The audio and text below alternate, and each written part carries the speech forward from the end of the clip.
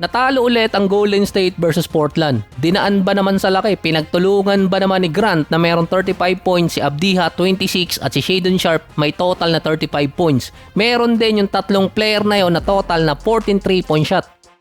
Kumpara sa Golden State na si Steph, merong 12 out of 19 mula sa 3-point area, halos sinolo niya yung laro. May total siyang 48 points, 3 rebounds, 2 assists. Silang dalawa lang ni Jimmy Butler ang naka-double digit pagdating sa attempts. At least bumabalik na yung dating laro ni Steph na kapag bumalik din siya galing injury, gumaganda ang laro. Last game versus Minnesota, talo rin yun, 39 points, 6 out of 15. Kaya pa naman ni Steph kaso ayaw lang talagang suportahan ng team.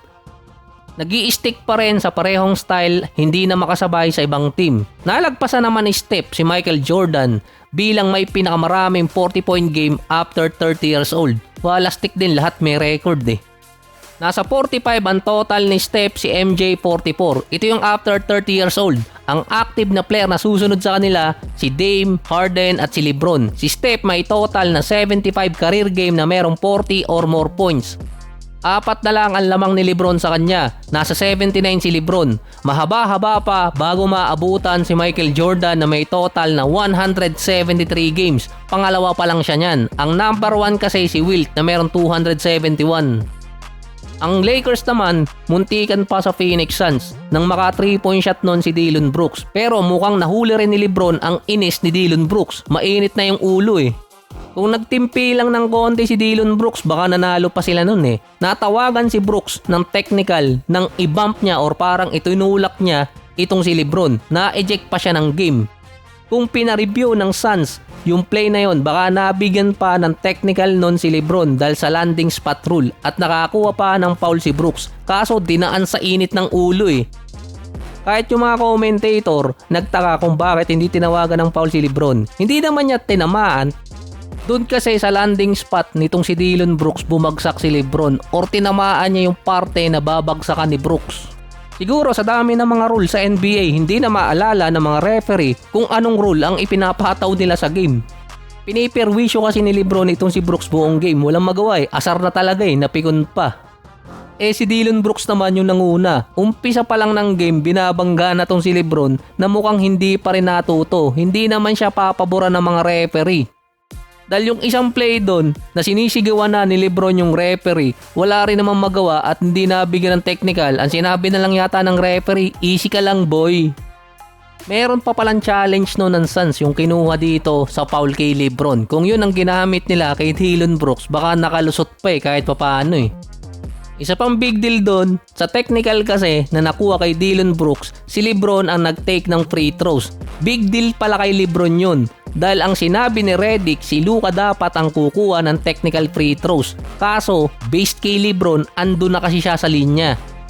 Sa rule ng NBA, kapag merong technical, pwedeng pumili ang team kung sino ang pwede nilang ilagay sa free throw area. Ang ibinigay ni Redick si Luka. Dapat siya ang magte-take ng technical free throws.